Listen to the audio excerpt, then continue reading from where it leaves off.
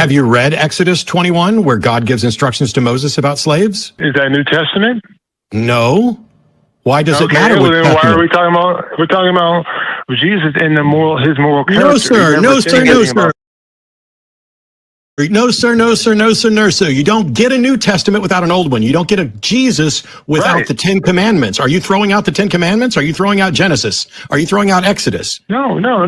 Okay, then stop asking me whether it's in the New Testament. Have you read Exodus 21? Yes, I have, but and doesn't Exodus 21 civil laws with priestly laws and moral laws? No, Kendall. In Exodus 21, doesn't God sanction slavery? What do you mean by sanction? Regulate? Does God suggest that it is okay for human beings to own other human beings as property, pass them on to their children, and beat them as long as they don't die within a couple days? Is that what's in Exodus 21? I want to be clear. I want to understand what you mean by sanction. Are we talking about, because there's a difference between allowing. Why are you dancing around it?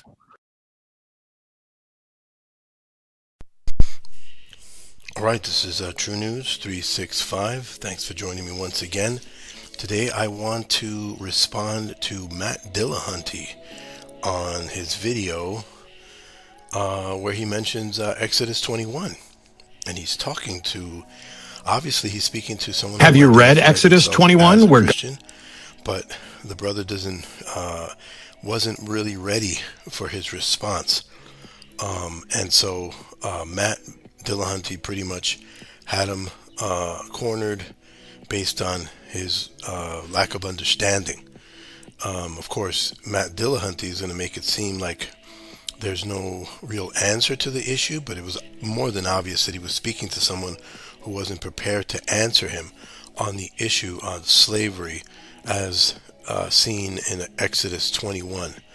Okay, but Exodus 21 and the area that he was speaking about is surrounding referencing the ordinances surrounding slavery. Okay, so I wrote a little bit of something here, and I'm going to write it down in response to it. Okay, so the context of slavery has to be seen through a biblically historical lens and not through our recent 20th century culturally sensitive transatlantic slave trade understanding of today.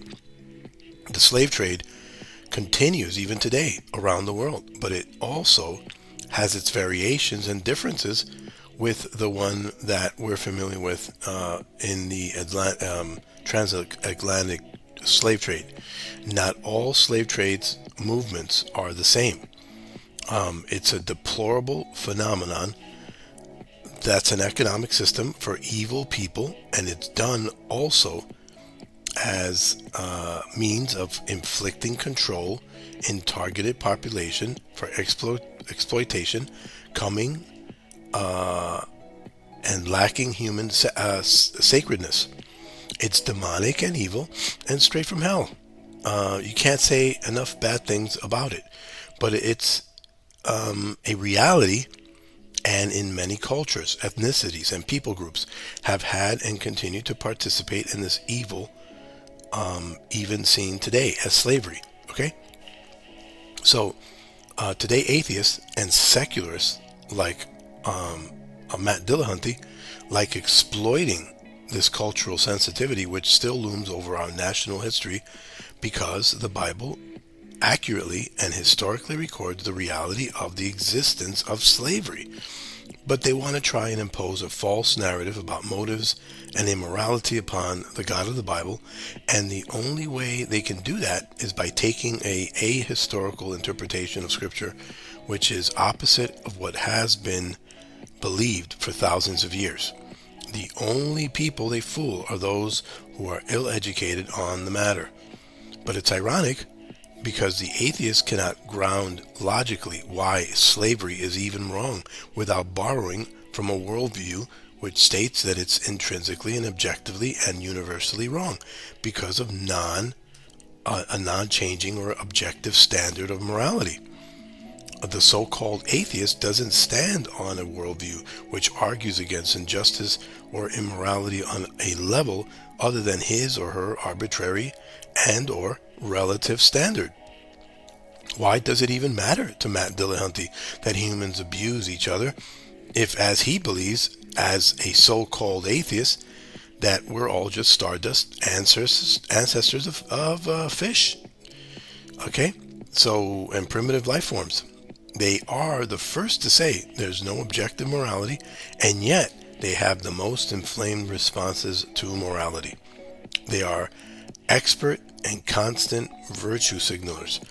So that is the first thing that needs to be bared out and laid out on the table before we even get to the scriptures and look into what they're saying.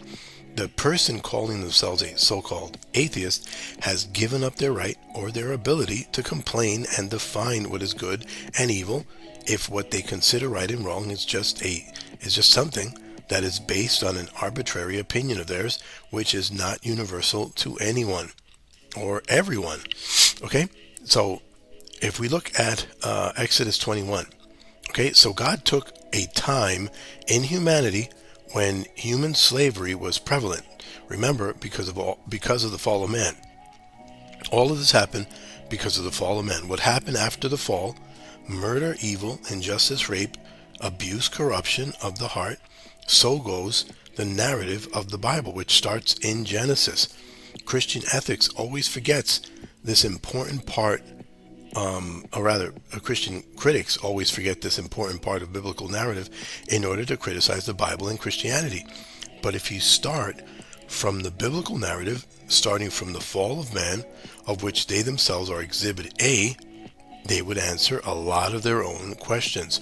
But oftentimes, in fact, too many times, it's not about answering their questions, but refuting them. Who already have heard these answers, but refuse them because it's way more fun to find people who haven't read the narrative and stumble them with false narratives on the Bible and what the Bible says.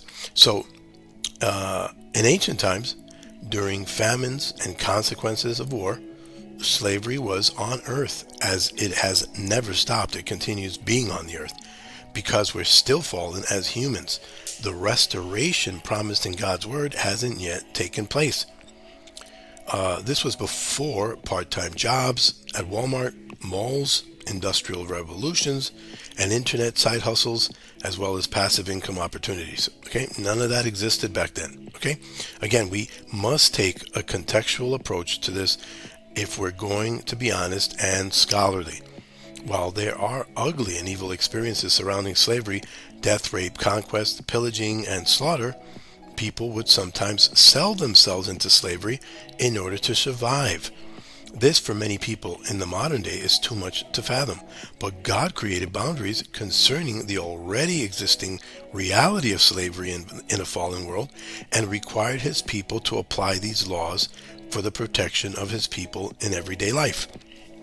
Again, slavery was and is and continues to be a product of mankind, fallen mankind. God didn't create these conditions. Let's review Exodus 21 and then take on a few bullet points in order to go over the parts of the chapter that Dillahunty is referencing. The children of Israel were to take slaves among their own people. Okay?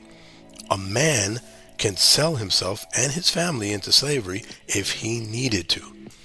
They had the option to stay up to 7 years or continue on if he, as the Bible puts it, loves his master.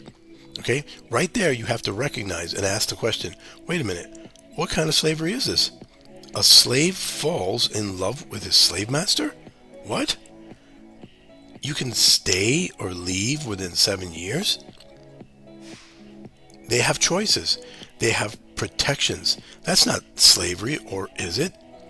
Okay? When you're more culturally objective, you can see that this isn't anything like the slavery that we're familiar with in the transatlantic slave trade. Okay, in fact, under God's law, that kind of slavery was prohibited. Man-stealing had a penalty of death. If you go to Deuteronomy 24:7, it says, if a man is caught kidnapping any of his countrymen from the sons of Israel, and he treats him violently or sells him as a slave, then the thief shall die. So you shall remove the evil from among you. Okay? Remember, he's supposed to only take slaves from around among his countrymen. So obviously that cancels out literally kidnapping someone that's a foreigner as well. Okay? So also in Exodus 21:16, now that we're on Exodus 21, he who kidnaps a man, whether he sells him or he is found in his hand, shall surely be put to death. Okay? So that just right there, that should end the whole issue concerning Mr. Dillahunty and the drama that he's imposing upon the Bible. Okay? So they weren't supposed to take slaves from the surrounding nations, and they weren't to man steal or even be found with a stolen person or slave in their possession. Okay? So you're going to see that all of these things have a contextual reality to it, which is far from what the God denier and the critics of the Bible want to portray. I will be right back. Okay, where were we? Now, slavery is slavery. Nonetheless, again, we have to remember that slavery is a part of the fallenness of mankind because of sin. Just because God put barriers of protection surrounding slavery for his people doesn't mean that slavery in the ancient times was a big, beautiful, happy thing. No, it's not at all a favorable condition to be to be in a situation where there's hardship, to have to sell yourself into slavery, sometimes with your whole family. Okay? Someone legitimately and legally owned you, and your work and performance and production legally belonged to your master. Let's make that clear. But these were ancient conditions for hundreds of years. This was historical reality. We can't just ignore that. But again, God placed a fence of ordinances surrounding slavery in order to protect his people and hold them responsible for mistreatments and abuses among themselves. Despite the evils and the desperation surrounding slavery in those ancient times, men could sell themselves in order to survive. They could pay off their debts. They couldn't be slaves indefinitely unless they chose to.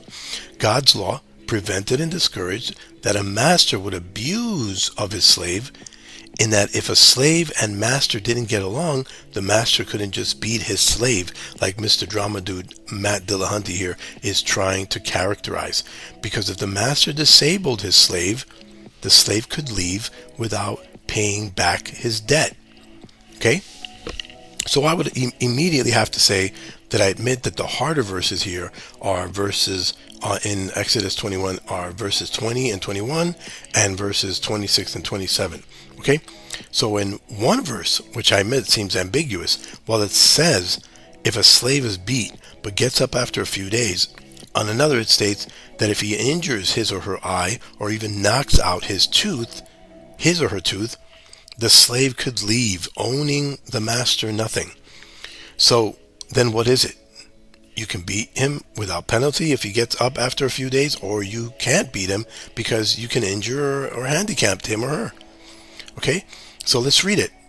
Verse 20, and if a man strikes his male or female slave with a rod, and he dies, at his hand he shall surely be punished. Okay, but if for a day or two he is able to stand, no punishment shall be taken, for he is his property. Okay, that's the main thing you have to see there. He is his property. And obviously, if he says he is his property, that means he's hitting a human being. That means he's got the authority to discipline his property, right? So, now let's look at verse 26. And if a man strikes the eye of his male or female slave and ruins it, he shall let him go free on account of his eye. And if he knocks out a tooth or of his male or female slave, he shall let him or her go free on account of his or her tooth.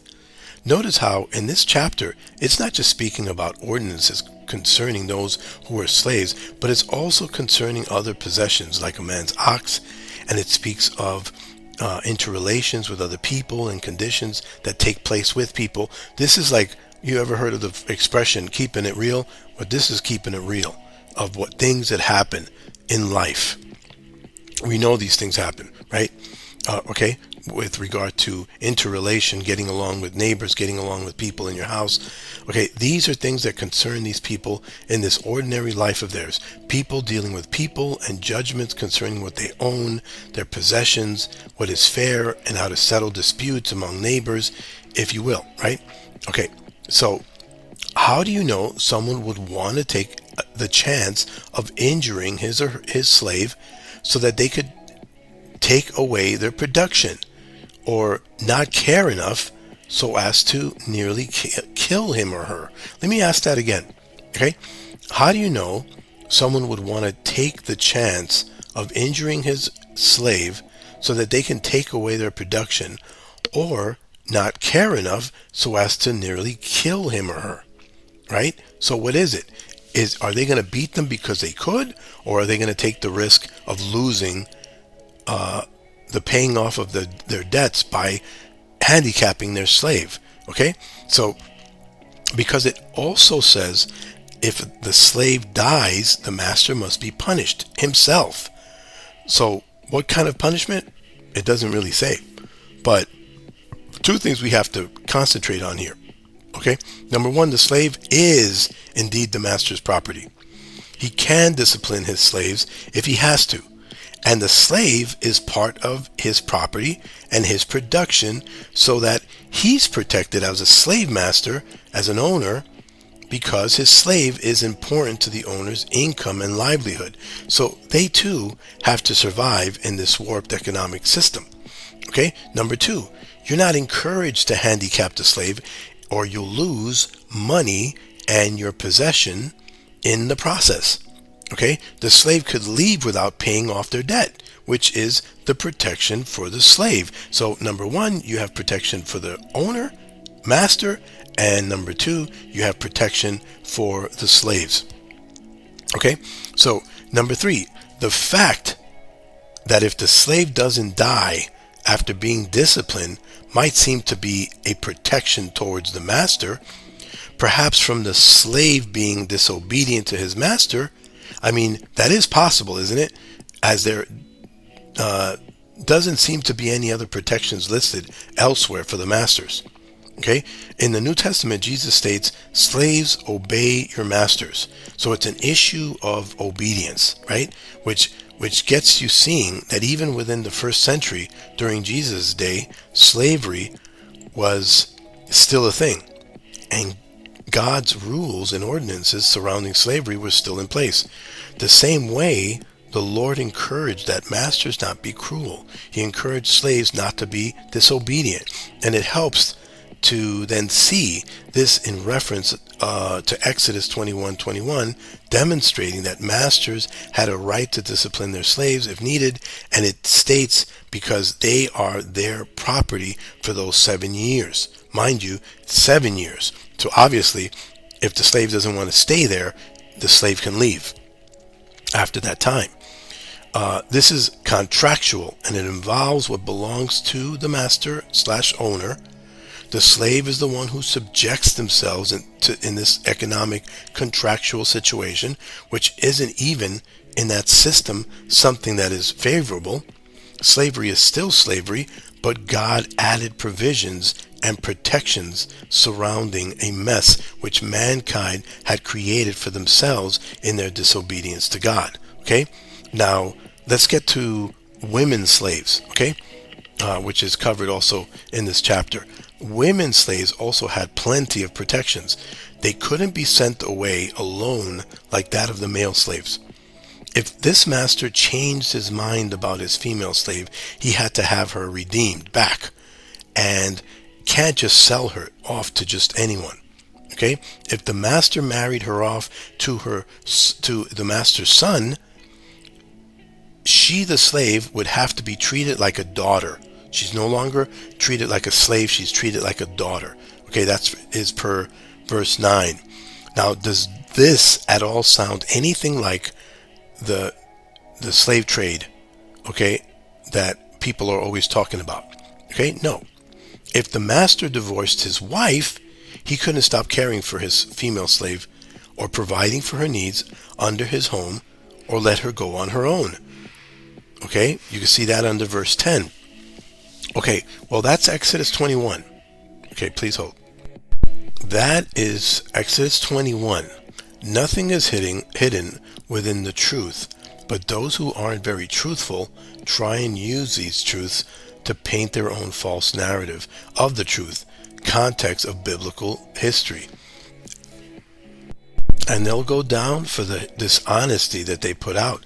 The Bible is filled with ugly reality and true messes that reflect to the truth of our fallenness and disobedience.